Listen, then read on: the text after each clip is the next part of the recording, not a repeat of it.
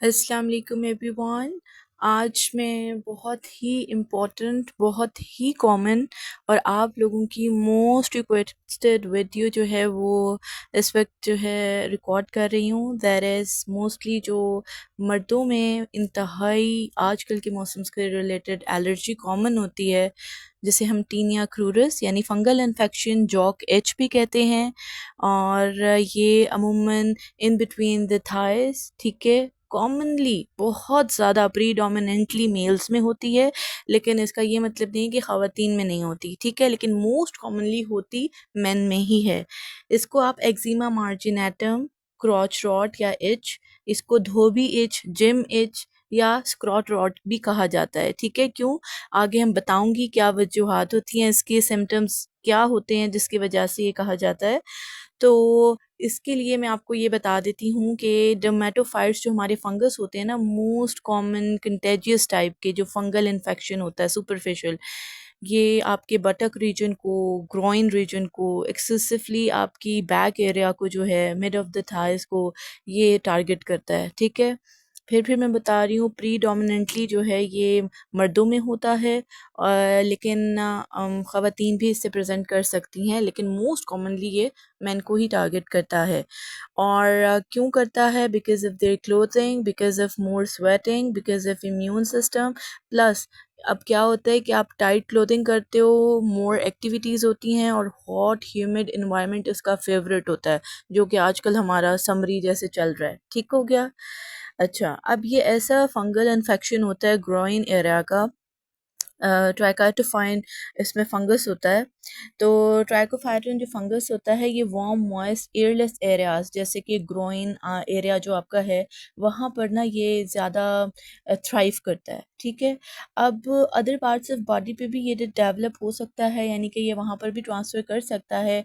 फिर जैसे कि लोगों के पाँव की उंगलियों में चला जाता है, या अंडर द आर्म्स चला जाता है, बॉडी के और एरियाज पे, हेड पे चला जाता है यानी स्कैल्प पे, तो टीनिया कैपिटस हो जाता है, या मोर फंगल इन्फेक्शन डैंड्रफ के थ्रू रिप्रेजेंट करती है, फिर छोटे छोटे पैचेस सर पे हो जाते हैं। मतलब ये फिर जब फैलता है तो फिर फैलता ही जाता है। आप लोगों के बहुत सारे क्वेश्चंस थे, मैं उसके भी बीच में आंसर्स करूंगी, प्लस उसका मैं ट्रीटमेंट भी आपको बताऊंगी। कॉज और उसके नाम आपको डिस्कस कर लिए हैं, आपको घर बैठे पता हो मैंने अपनी बीमारी कैसे हल करनी है, ठीक है। अगर जो मैं आपको चीज़ें बताऊंगी आप पहले अपने घर पर यूज़ करो, इंशाल्लाह you will feel more than satisfied. लेकिन अगर कॉम्प्लिकेटरी केस है तो please go to a dermatologist best in your town, ठीक हो गया। अच्छा, अब इसमें क्या होता है कि मुझसे काफ़ी लोग पूछते हैं कि madam is it a STI यानी कि सेक्सुअल ट्रांसमिटेड डिजीज़ है ये?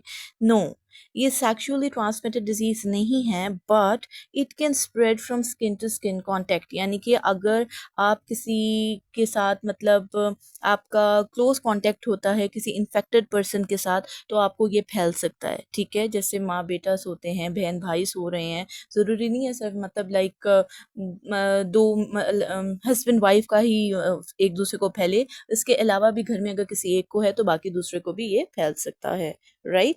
तो it is not a sexually transmitted disease, but it can spread through skin to skin contact or even by sharing your clothes, towels या फिर आपकी bed sheets, ठीक है। अब क्या होता है कि एक और क्वेश्चन मुझे आया हुआ था कि madam if it left untreated, यानी कि आपने बस ऊपर से इसके लिए खारिश हुई है तो फिर कोई एंटी एलर्जिक वगैरह खा के ऊपर कोई कूलिंग सूथिंग लोशन लगाया और बस, और भाई इसका एक्चुअल फंगल का एंटी फंगल्स नहीं लिए हैं या डॉक्टर के पास नहीं गए हो या कोई इसका एक्चुअल ट्रीटमेंट नहीं किया, तो फिर क्या होगा? ये इसकी इंतहाई रेड ईची रैश होता है आपके ग्रोइन या अपर थाई एरिया पे, इवन मर्दों के रेक्टम तक चला जाता है। तो इसमें क्या होता है, अगर ये ट्रीट नहीं होता तो इसमें मोटे मोटे बड़े बड़े ब्लिस्टर्स बन जाते हैं, ठीक है। आप पिक्चर में भी देखोगे, मैं दिखा रही हूँ आप लोगों को वीडियो में। और फिर ये दूसरी बॉडी की जगहों पे फैलना शुरू हो जाता है, जो मैं ऊपर डिस्कस कर चुकी हूँ, जैसे कि सर पे चला जाता है, बॉडी के दूसरे एरियाज पे आ जाता है, पाँव की उंगलियों के दरमियान आ जाता है, आपकी अंडर आर्म्स पे आ जाता है और चेस्ट एरिया पे आ जाता है, इवन फेस पे आ जाता है, ठीक है।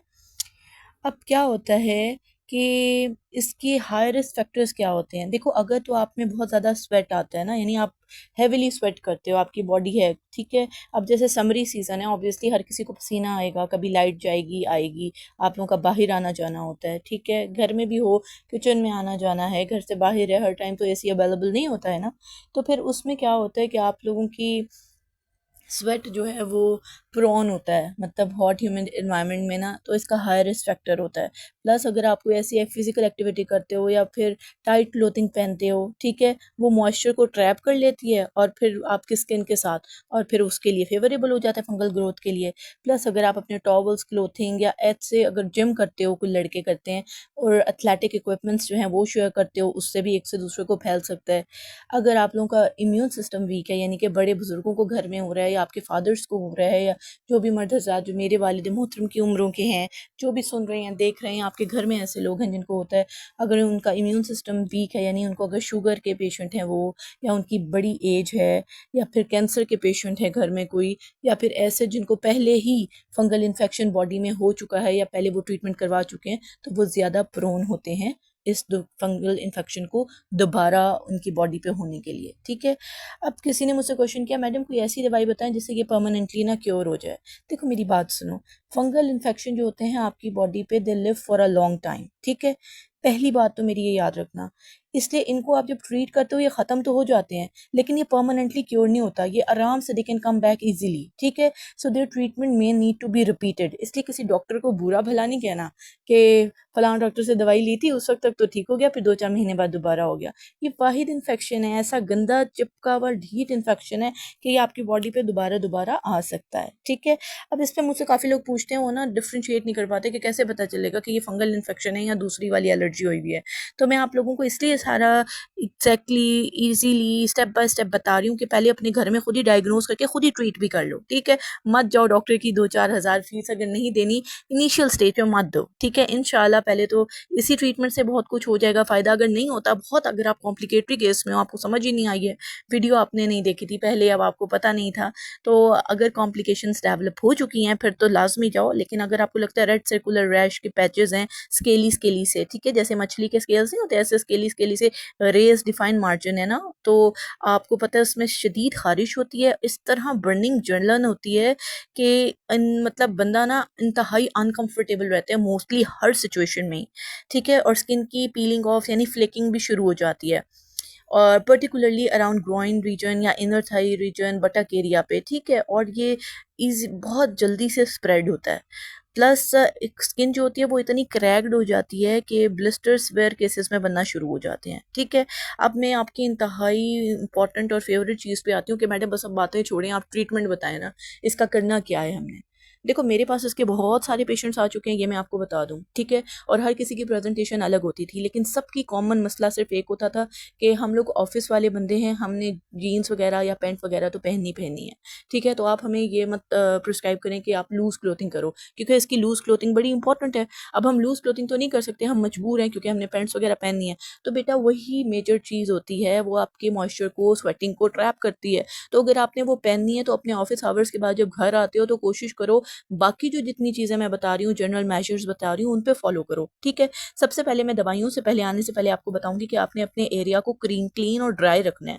जितना ड्राई रखोगे ना, यानी कि किसी एक अच्छे से सोप और उससे ना जो एंटी फंगल आपके पास वो आती हैं, बॉडी वॉशेस आते हैं, वो मैं आपको बता देती हूँ, जिसके अंदर आपके पर्टिकुलरली जिंक पायरेथोन हो, या कीटोकोनाजोल हो, या सेलेनियम सल्फाइड हो। मेरे ये 3 वर्ड्स याद कर लो, वीडियो में पॉज करके सुन लो, किसी भी फार्मेसी से जाओगे ऐसे बॉडी वॉश या सोप ले लो जिसके अंदर कीटोकोनाजोल हो, या फिर जिंक पायरेथोन हो, या सेलेनियम सल्फाइड हो। उससे अपनी पूरी बॉडी को अच्छी तरह वॉश करो, ठीक है, गर्म पानी के साथ।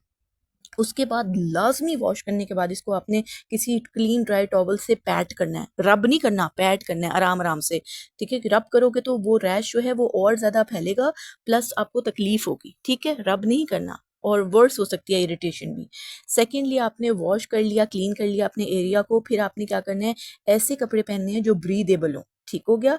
मतलब जो कॉटन फैब्रिक्स जैसे होते हैं वो पहन लो, यानी कि जो आपके एरिया को वेंटिलेटेड और ड्राई रखें। सिंथेटिक मटेरियल कोई नहीं यूज़ करना, अंडरवेयर्स वगैरह कुछ ऐसा नहीं पहनना, क्योंकि वो ट्रैप कर देते हैं आपके मॉइस्चर को। बस कॉटन की चीज़ें यूज़ करो।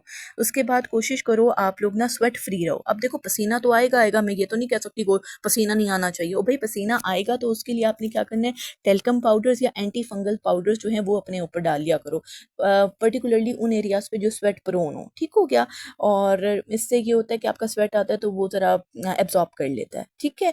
फिर आपने क्या करना है कि अपनी पर्सनल आइटम्स, टॉवल्स वगैरह को, कपड़ों को या स्पोर्ट्स गियर्स को शेयर नहीं करना। ठीक है। अब हो सकता है किसी और को हो, उस बेचारे को ना पता हो, आप उससे शेयर करो तो आपको हो जाए, या अगर आपको है तो कोशिश करो आप सदका जारिया के तौर पे विजिलेंट रहो कि मेरे घर में या मेरे दोस्तों में या दूसरे लोगों में ना फैले। ठीक है। तो जो चीज़ें यूज़ करते हो उन्हें रोज़ाना धूप लगवाओ, इंक्लूडिंग योर बेड शीट्स। ठीक हो गया। अब आपने क्या करना है, अपना इम्यून सिस्टम हेल्दी रखना है। कोशिश करो बैलेंस डाइट लो, एक्सरसाइज रेगुलर करो, अच्छी नींद करो। अगर एक्सरसाइज नहीं कर सकते तो एक अच्छी सी वॉक ले लो। बेहतरीन आवर्स जो हैं अपनी, एक प्रॉपरली नींद और रोटी आपकी अच्छी होगी ना, तो आपको किसी और चीज़ों की ज़रूरत नहीं पड़ती। लेकिन अगर फिर भी आजकल का ज़माना है, वक्त है, हमारी डाइट में सारी चीज़ें नहीं पूरी होती, तो उसके लिए मैं रिकमेंड करती हूँ अपने पेशेंट्स को प्लीज़ इम्यून बूस्टर्स लें, विटामिन सी ड्रिंक्स पिया करो। ठीक है। और मेरे क्लिनिक पे तो अवेलेबल होता है, मैं स्पॉन्सर बिल्कुल भी नहीं कर रही हूँ, लेकिन जहाँ जहाँ अवेलेबल है, आप नहीं पीना चाहते तो नेचुरल इम्यून बूस्टर्स ले लो, नेचुरल विटामिन सी वगैरह पिया करो, नेचुरल जूसेस पिया करो, लेकिन प्लीज़ प्लीज़ ज़रूर अपनी डाइट में ये एक चीज़ रखो। सेकेंडली आप लोग एक वो क्या करो, प्रिवेंशन और कंसिस्टेंट केयर करनी है। ये नहीं कि बस एक दो हफ्ता की और अब तो ख़त्म हो गया इन्फेक्शन, चलो भाई ख़त्म, अब तो मुझे ये नहीं है। अब मैं आने, ये बार बार आ सकता है। जितनी केयर और हाइजीन आपकी आदत बनी भी होगी ना, ये कभी भी नहीं आएगा। और आप लोग मुझे दुआ दोगे कि मैडम हमें तो टेबलेट्स की तरफ जाना ही नहीं पड़ा, इतना ज़्यादा हमें जनरल मेजर से ही फ़र्क पड़ गया। अब मैं आ रही हूँ आपकी इंतहाई इंपॉर्टेंट चीज़ पे, जो कि है टैबलेट्स। चीज़ें ओवर द काउंटर यानी फार्मेसी से हमारे पाकिस्तान में अच्छी चीज़ें आपको मिल जाता है। इसमें आपको क्रीम्स होती हैं, ऑइंटमेंट्स होते हैं, जेल्स होते हैं, स्प्रे होते हैं, पिल्स होती हैं। ठीक है। अब वो क्रीम्स, ऑइंटमेंट्स, जेल्स आपने यूज़ करनी है जिसमें, सुन लो मेरी चीज़ें, क्लोट्रिमाजोल हो, मिकोनाजोल हो या टर्बिनाफिन हो।